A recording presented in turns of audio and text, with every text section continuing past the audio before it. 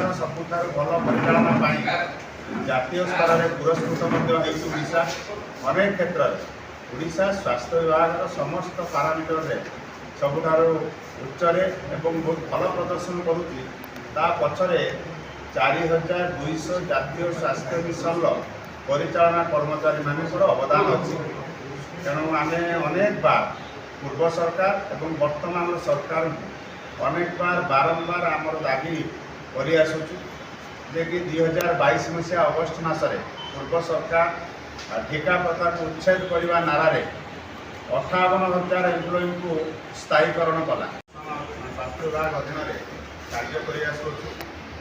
ଆପଣମାନେ ଜାଣିଥିବେ 2005 ପ୍ରତ୍ୟେକ କ୍ଷେତ୍ରରେ ଆପଣ ମାତୃ ମୃତ୍ୟୁହାର, ଶିଶୁ ମୃତ୍ୟୁହାର, ଅଣସଂକ୍ରାମକ ରୋଗ, ମ୍ୟାଲେରିଆ ନିରାକରଣ, ଟିବି ମୁକ୍ତ ଭାରତ, ଆପଣ ପୋଲିଓ ନିରାକରଣ, ଫାଇଲେରିଆ ନିରାକରଣ ପ୍ରତ୍ୟେକ କାର୍ଯ୍ୟକ୍ରମ ସହିତ ବନ୍ୟା, ବାତ୍ୟା ଏବଂ ପ୍ରାକୃତିକ ବିପର୍ଯ୍ୟୟ ସହିତ ରିସେଣ୍ଟଲି ଆପଣମାନେ ଜାଣିଥିବେ ଯେ ସାରା ବିଶ୍ୱରେ ଚହଳ ସ୍ପଷ୍ଟ କଥା।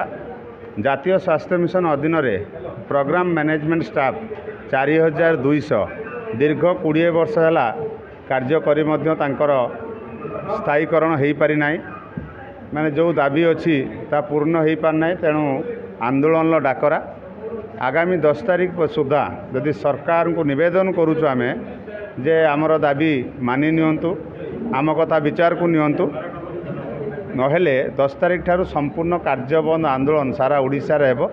ଯାହାକି ଆଜି ଆମେ ମାନନୀୟ ସ୍ୱାସ୍ଥ୍ୟ ସଚିବା, ମାନନୀୟ ମିଶନ ନିର୍ଦ୍ଦେଶିକା ଏବଂ ଚିଫ୍ ମିନିଷ୍ଟରଙ୍କୁ ଆଉ ଚିଫ୍ ସେକ୍ରେଟାରୀଙ୍କୁ ଆଜି ଆମେ ଆମର ମେମୋରାଣ୍ଡମ୍ କପି ଦେଇସାରିଛୁ ଯେ ଆଜିଠାରୁ ମାର୍ଚ୍ଚ 3ରୁ ମାର୍ଚ୍ଚ 9 କଳା ବ୍ୟାଚ୍ ପରିଧାନ କରି ପ୍ରତୀକ ପ୍ରତିବାଦ ଜାରି ରଖିବେ ସାରା ଓଡ଼ିଶାର ମ୍ୟାନେଜମେଣ୍ଟ ଷ୍ଟାଫ୍, ଯେଉଁଟାକି ସାରା ଓଡ଼ିଶା ସାରା ବର୍ତ୍ତମାନ ଦେଇସାରିଛନ୍ତି ଏବଂ କଳା ବ୍ୟାଚ୍ ପରିଧାନ କରୁଛନ୍ତି।